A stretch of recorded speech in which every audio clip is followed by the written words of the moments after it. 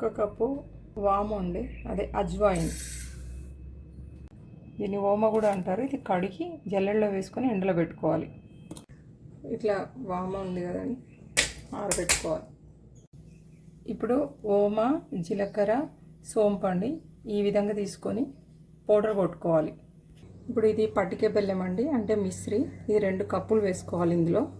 ఇది పౌడర్ అయింది కదా, 2 కప్పులు మొత్తం వేసుకోవాలి. ఇది ఒక గిన్నెడండి, 1 కప్పు ఆవు నెయ్యి. ఇది వేసుకుంటూ బాగా కలుపుకోవాలి. ఇది ఇలా కలుపుకోవాలి. కలుపుకున్న తర్వాత ఇది ఇలాగే పెట్టుకోవాలి. దీన్ని ఒక రోజంతా ఇలా పెట్టి ఎయిర్ కంటైనర్ బాక్స్లో పెట్టుకోవాలి. ఇది ఎండాకాలం అయిపోయాక వర్షాకాలం వస్తుంటే ఏ జబ్బులు చేయకుండా కొంచెం కొంచెం తీసుకోవాలి.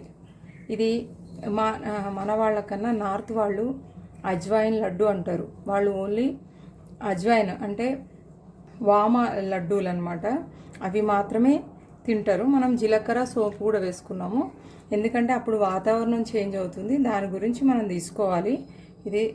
ఇది మోతాదుని బట్టి, ఏజ్ని బట్టి మోతాదు తీసుకోవాలి.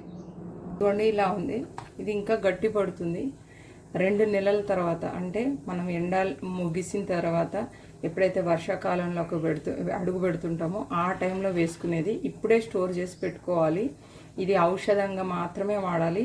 ఎలాగైనా తీసుకోవచ్చు, నీళ్ళల్లో కలిపి కానీ ఏదో విధంగా తినడం కానీ అట్లా. ఇది పిల్లలకు కొంచెం తక్కువగా, పెద్దవాళ్లకు ఇది గ్యాస్ కూడా ఉండదు. దీనివల్ల మనకు పైత్యం అలాంటివి కూడా జరగవు. ఇది ఒక మార్గం మాత్రమే. ఇంకో విషయం, ముఖ్యమైన విషయం, ఇది రెఫ్రిజిరేటర్లో పెట్టకూడదండి. ఇది ఇలాగే పెట్టాలి. ఎయిర్ కంటైనర్ బాక్స్లో కానీ స్టీల్ బాక్స్లో కానీ పెట్టచ్చు. ఇలాగే ఉంచాలి అంతే.